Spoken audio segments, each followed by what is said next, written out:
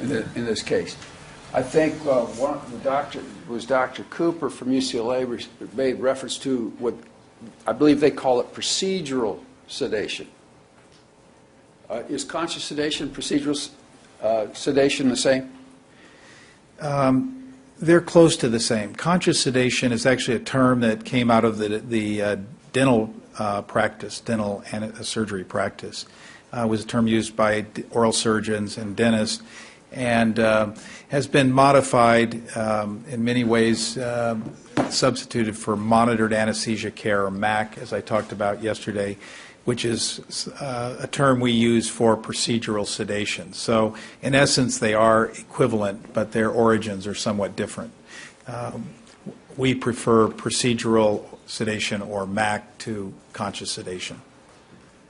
And would you explain how the conscious sedation index goes as it goes down the chart? Well, because it's a deeper level of sedation, it usually implies patients have received more sedative medication, and as you would expect, they tend to be sleepier, have more sedation. They do respond to both verbal and tactile stimulation, so they're certainly not sleeping. Generally, their airway is well preserved, so they don't require any airway manipulations to maintain patency of their airway. Their ventilation is spontaneous and adequate, and the blood pressure and heart rate are typically unchanged. So it just represents a little bit deeper level of sedation, but again, without significant physiologic changes. Now, am I correct in assuming that most hospitals or pain clinics, for a person to be able, a doctor to be able to use conscious sedation, are they required to take any classes or be certified or any tests? Yes, anesthesiologists are obviously trained in conscious sedation and managing all the physiologic responses. But for non-anesthesiologists to use these type of drugs, midazolam and propofol, most hospitals require a certification procedure for performing conscious sedation, just so that they are aware and capable of managing the expected or predictable the expected or predictable side effects on various physiologic responses should patients inadvertently become more deeply sedated. As we say, you should be able to rescue the patient from a deeper level of sedation than you intend to achieve because of the individual variability. You can't always be sure that a given dose is going to achieve a response, and so you have to anticipate that it could produce a greater response and be appropriately trained and knowledgeable to rescue the patient from that situation. And you are aware of the fact that Dr. Murray is... Yes. May I, please?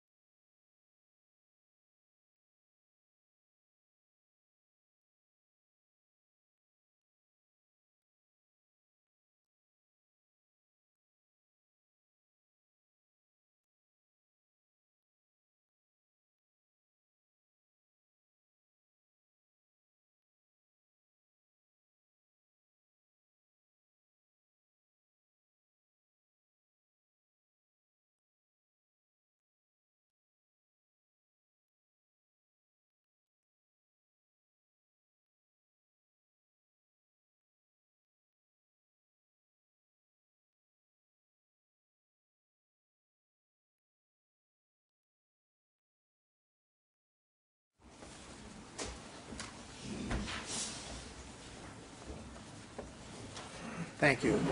Dr. White, did you retrieve what you had to? Yeah, but it was returned. I guess I don't need it. Good eye, folks. You may.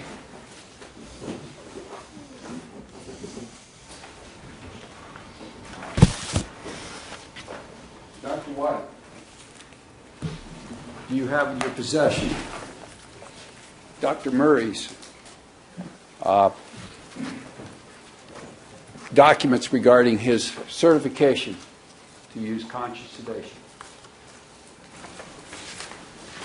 Yes, there is a certification from, I believe it's Sunrise Hospital and Medical Center in Las Vegas, demonstrating that he has been approved to administer moderate sedation analgesia, which would be conscious sedation. Thank you. Your Honor, I'd like to have these documents marked as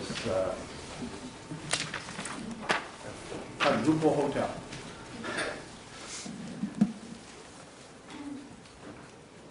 H.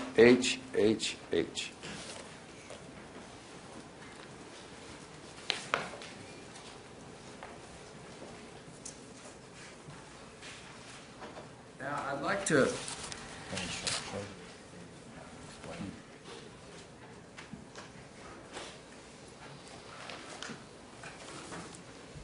referring to HH.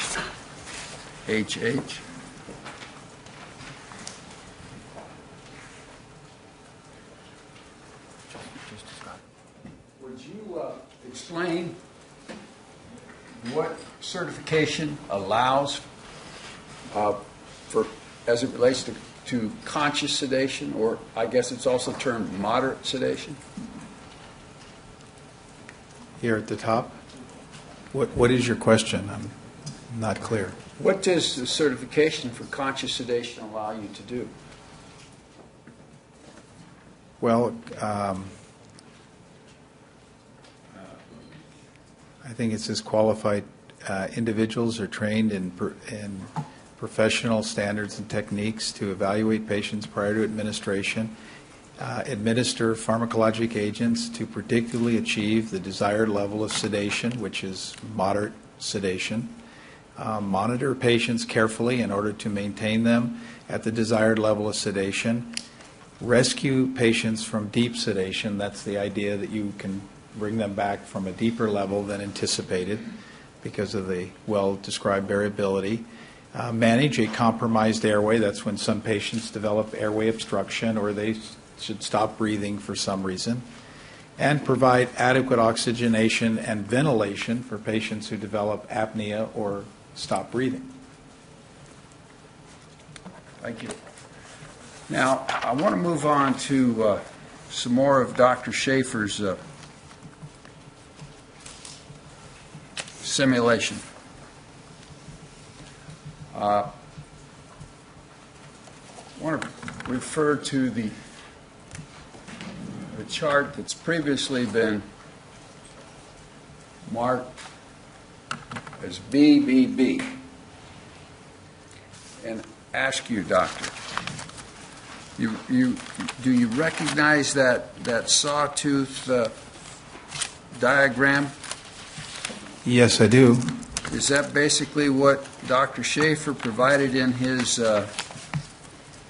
medical report on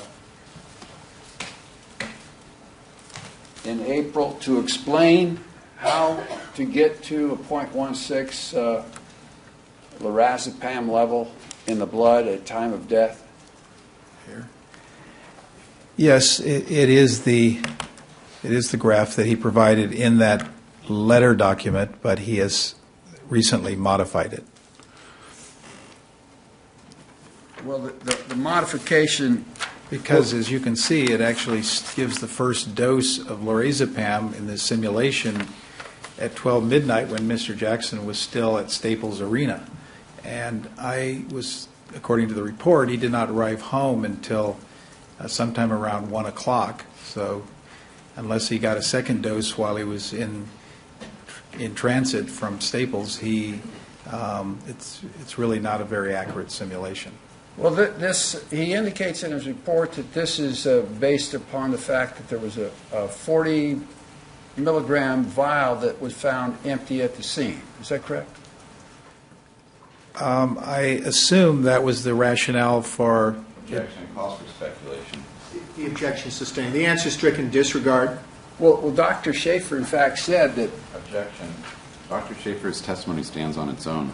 It's not this witness's job to... You can ask a question.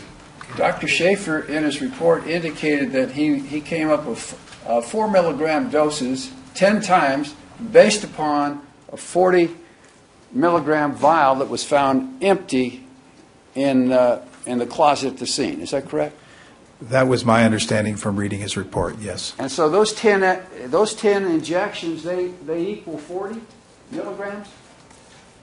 Well, if you give 10 4 milligram or 1 cc injections of lorazepam, that would equal 40 milligrams, correct. Now, would that be a medical dose? Would a doctor do that? Objection. Relevance calls It's for vague and speculation. ambiguous. Okay. Sustained. What would be the effects of 4 milligrams given every half hour for 10 injections on a patient? Well, in the average patient, they would probably be dead, but at the very least would be comatose for many hours. Now, Dr. Schaefer has subsequently corrected. I shouldn't say they would be dead, excuse me, it's possible. It depends on the size of the patient and their medical condition, but it represents an enormous amount of lorazepam. That's all I want to say. They'd definitely be asleep, wouldn't they? I cannot imagine anyone who would not be asleep after receiving 40 milligrams of lorazepam over a 5-hour period. Now, since preparing his report and since his testimony, has Dr. Schaefer corrected this diagram?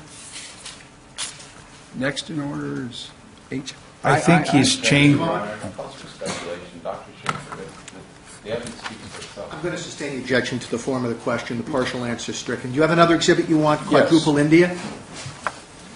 Yes. It's marked.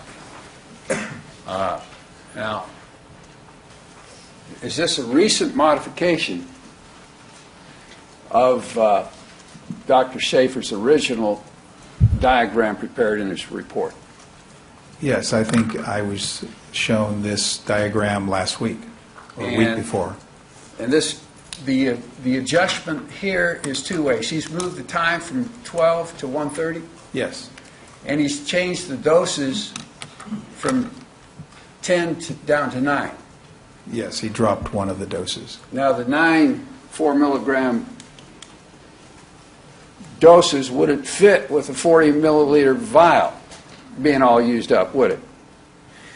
No, but I think the reason the number of doses was reduced is because he has to end up with a expected concentration in this range at the time of death, which was on or about 12 noon. Okay, well, whereas the original sawtooth diagram of the 10 4 milligram doses based upon the fact that there's a 40 milligram vial empty has now been changed to get enough doses to end up with the .169 at time of autopsy. Is that correct? Yes, but you can come up with any number of simulations by working backwards from a specific concentration. And that's basically what he's done with his simulations. I have another diagram I'd like to mark as J, J, J, J. Quadruple Juliet. Now, Could I ask one question? yes. If you could go back to that last simulation, I'd just like to point out a couple of things that to me are bothersome. Specifically these last few injections, where the patient was apparently would have been given large dose of lorazepam, 4 milligrams, at a time when they are at a high blood level and would be expected to be asleep. Well, in addition to that, doctor, I want you to refer to diagram JJJ, which incorporates the J. midazolam, In the last one? Or is this triple J or quadruple J? quadruple J. Okay, I want to be careful, so, all right, the most recent marked diagram. If we go back to that, now, Dr. Schaefer's already confirmed the fact that the midazolam injections, as stated by Dr. Murray, correspond with the results at autopsy, correct? Yes. Now, assuming that Dr. Murray gave 2 milligrams of midazolam at 3, 2 milligrams at 7, 7:30. in your opinion, based upon Dr. Schaefer's simulation, is he giving that midazolam to an unconscious person? Well, if you look at his representation, if there's no response to a painful stimulus with a benzodiazepine, it implies that a patient is is anesthetized, essentially general anesthesia. Because if they were deep sedation, they would, of course, respond to a painful stimuli because it's not an analgesic. So the only way you can block a response to a painful stimulus with a benzodiazepine or propofol, for that matter, is to have them at anesthetic levels, very deep, beyond deep sedation. So if that's in fact the case, then he gave at least the first dose, unless he gave it right here at the minimum. I mean, I guess you could argue that he was just at deep sedation when he gave the first bolus, which really wouldn't make a lot of sense either, and that he was well above the line here when he gave the second dose at 7:30. So it does not seem like a rational practice, no. You wouldn't give a highly sedated person 2 milligrams of IV midazolam? No, I would not.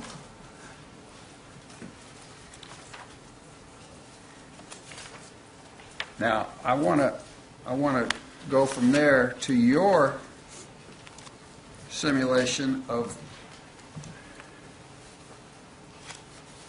based upon Dr. Schaefer's information, this JHIJ. Quadruple kilo.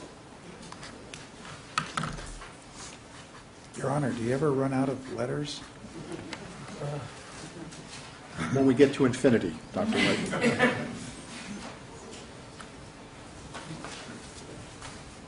This is a computer model based upon, well, tell us what this computer model shows. Well, first I'd like to correct a misstatement you made. You attributed this to me, and this pharmacokinetic modeling was performed by Gabriella Mellon-Ornelas, not by me. At your request. At my request, yes. And does it help you inform in your opinion as to the more likely scenario regarding lorazepam in this case? Yes, I think it does. Could you explain it?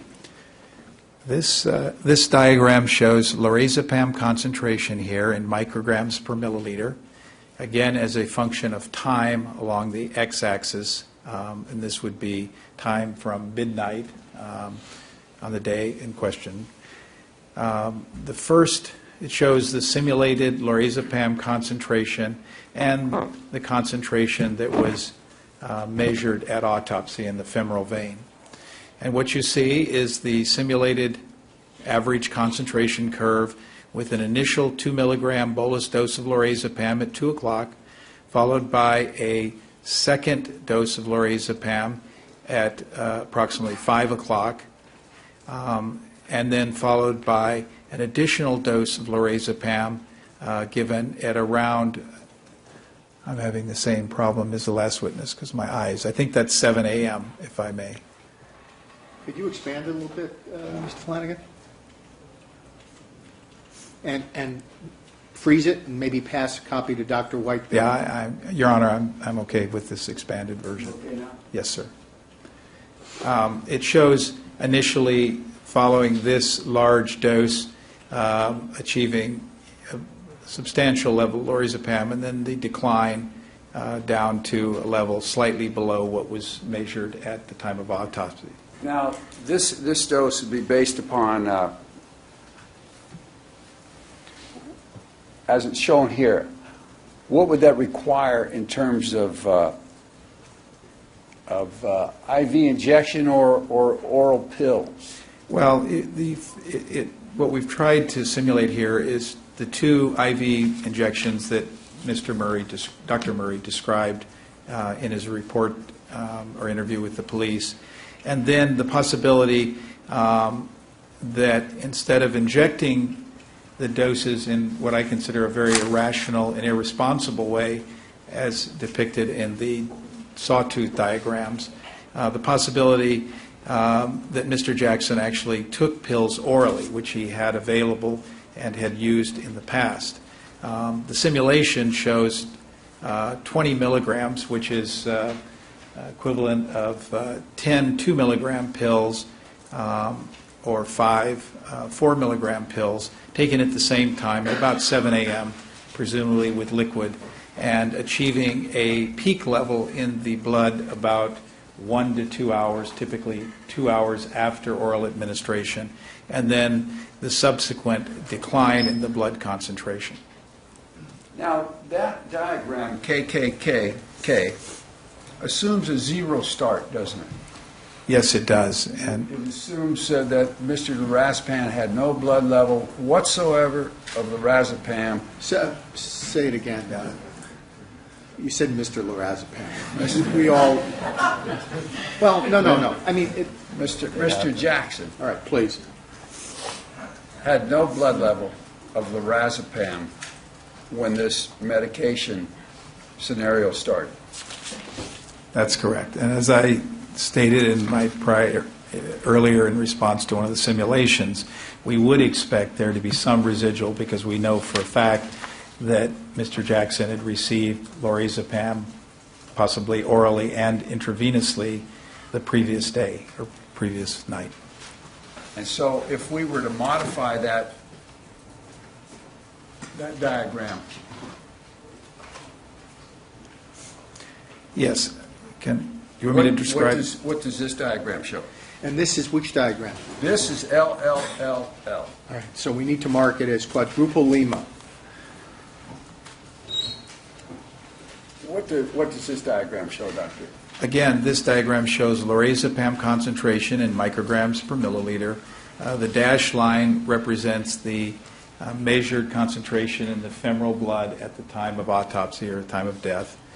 And it shows that there could have been the presence of a residual concentration of 0.05 micrograms per mil at the time Mr. Jackson arrived back from his back to his home, and that residual concentration was based on an assumption that he could have been receiving 10 milligrams a day for 5 days. Now, I don't have evidence for that. This is just a simulation.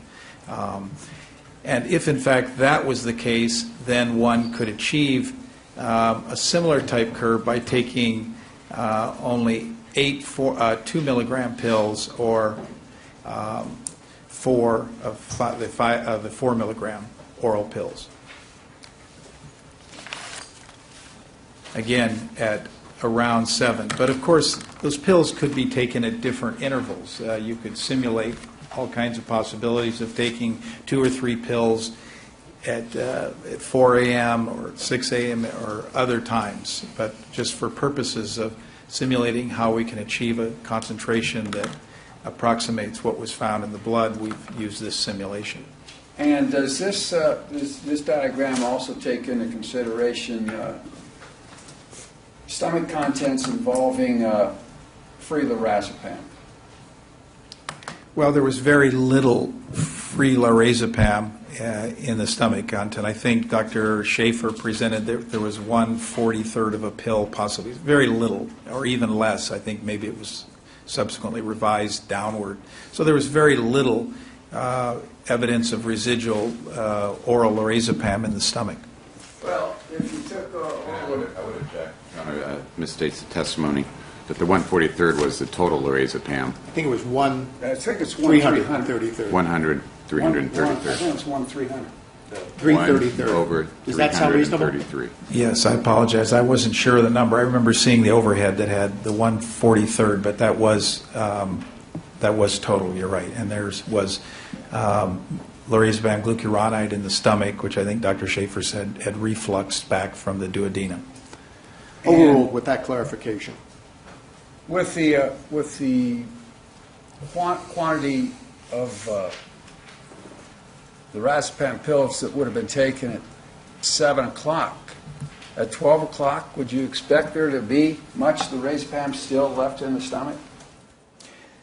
Actually, I think you would expect very little, if any, because if you look at the classic article on lorazepam absorption and pharmacokinetics by Greenblatt, which I think I gave you a copy of, the time for dissolution of the pills averages about 15 or 16 minutes. And What do you from mean that, dissolution? the breakup, the dissolving in the liquid, in the gastric fluid. And following that, it's then absorbed through the gastric mucosa and the intestine as it's passed through.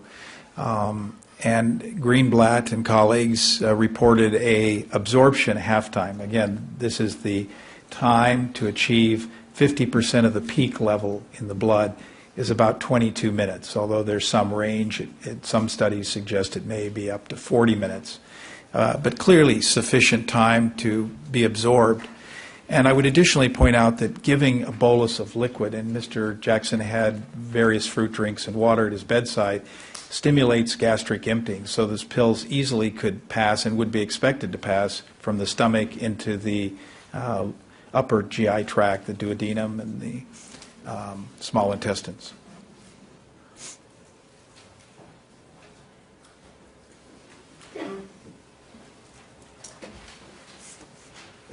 I've got a diagram I've labeled as quadruple M.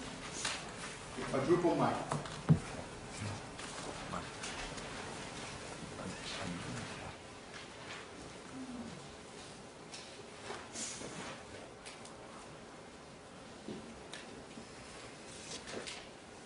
Taking a look at that diagram, that simulation compares the simulation that you've put forth based upon 0 starting point with Dr. Schaefer's IV simulation. Which is the more reasonable of those two simulations? Well, I'm slightly biased, but I believe that the simulation that I've come up with makes more sense because I don't have to. I thought the witness said someone else did this simulation.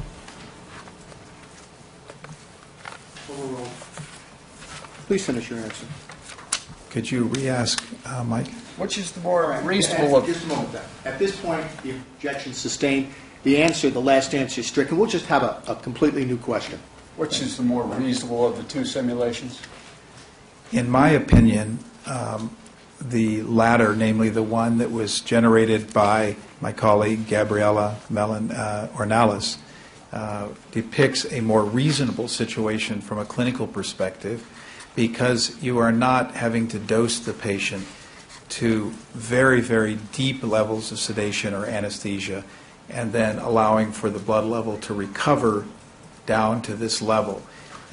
It shows that the patient does at peak develop a very deep level of sedation, but not nearly as high a level as was required with this sawtooth simulation, which I believe is irrational. I can't imagine anyone sitting at the bedside just repeatedly dosing in a large bolus dose of lorazepam. And I've got another diagram marked as quadruple N, which is basically similar to the last one, but it shows the starting point at a .05. Yes. Quadruple November.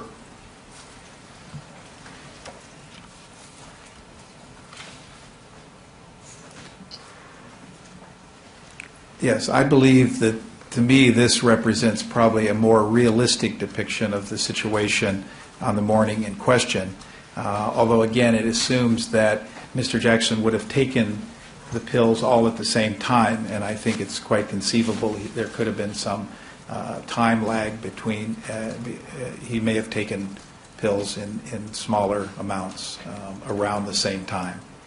So it's not necessarily required that you take all 8 pills at once. You could have taken 4 pills and then 4 pills, or if they're whatever, you could take them at 6, taking some at 8, or whatever time. Yeah, I mean, you could, again, we could play with these curves in the same way and create a number of different simulations, all designed to achieve the same concentration at the time of autopsy. May I just ask for clarification? Please. If you counsel want to confer? Doesn't, Can we approach, Judge? Yeah, rather than do it in open court. May we? I think we can just clarify right here. Your Honor. All right, on the side, please. Counsel are conferring.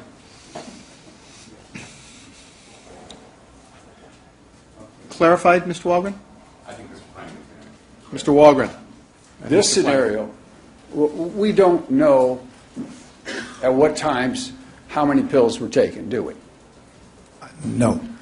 This diagram here just assumes all 8 taken at one time around 7 o'clock. Correct. But it could be some taken at 6 and some taken at 8. Absolutely. And without knowing exactly what happened that night, this is just a general average of indicating what would happen if some combination of these pills were taken at times close in proximity. Yeah, in fact, State's testimony indicates 16 milligrams at 7 o'clock. Sustained as to the form of the question, the last answer is stricken. You may continue, Mr. Flanagan. What does this diagram demonstrate? well, as I stated earlier, this diagram, just for purpose of illustration, just shows the effect of giving 8 lorazepam tablets orally. But as I stated earlier, I said you could easily generate a similar curve and achieve almost the identical concentration by giving, say, 2 milligrams, a number of pills here at 4 a.m., pills at 6 a.m., or at 8 a.m. So there's a number of combinations, and it would be my guess, if you will, that rather than taking 8 pills at the same time, that Mr. Jackson may well have taken 3 or 4 pills at a couple of different times. But I'm just speculating. We're using these simulations to see how it's possible with oral self-administration of lorazepam to achieve the concentration that was measured at autopsy. And the speculation, the scenario that you've come up with, is the more reasonable scenario than, say, Dr. Schaefer's speculation regarding the continuous bolus dosing of 4 milligrams. Well, he didn't have continuous bolus dosing. He had frequent bolus dosing. I think it was 30-minute intervals. And yes, I do feel that the theory that we've proposed is just a lot more rational and would represent a more appropriate clinical situation. And when you come up with the idea that you think there must have been oral lorazepam taken, are you taking into consideration the small amount of lorazepam that remains in the stomach? No, as I hopefully clarified earlier for the jury, the drug dissolves fairly quickly, 15 minutes. It's absorption half-time. Again, I'm sorry to use these confusing terms, but the time, it's an index of how long it takes to achieve a peak level, has been reported to be 22 to 40 minutes.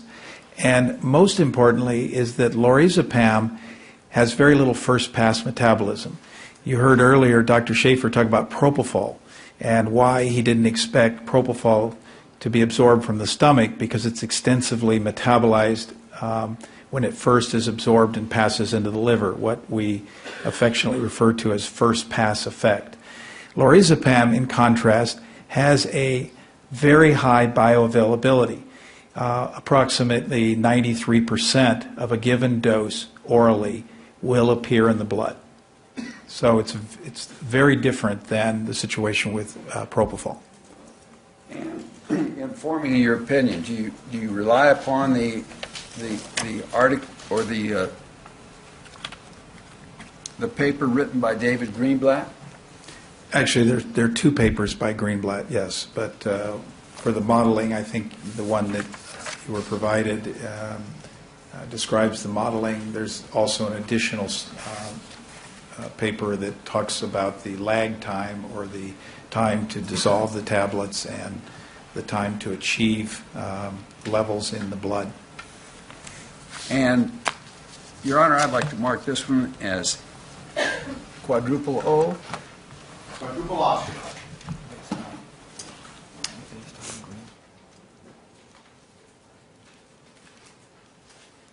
The article by Greenblatt, it takes into consideration absorption, reaching peak concentrations, and elimination.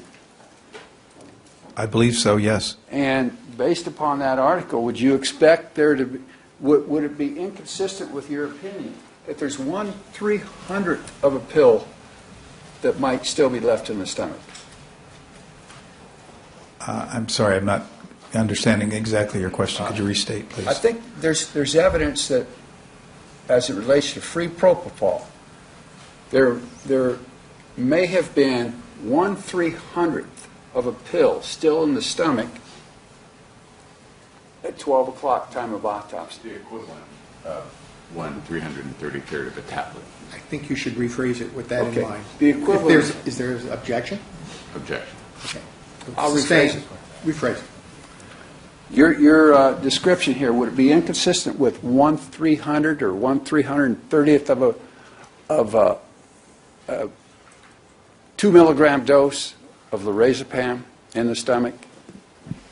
Yes, I think the important point is you would not expect to see any free lorazepam in the stomach because it is completely absorbed.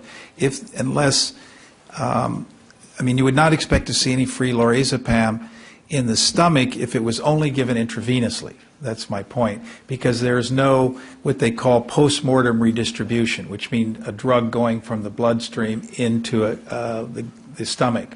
So the fact that there is even a tiny amount of free lorazepam is consistent with the theory that he took lorazepam orally. I'm going on to a different area right now. Would this be a good time to take the morning break? I think so. All right with the people? Yes, sir. Ladies and gentlemen, let's take the mid-morning break. Of course, remember all the admonishments. We'll be in recess until approximately 25 minutes after the hour, 15 or 16 minutes, give or take. Thank you.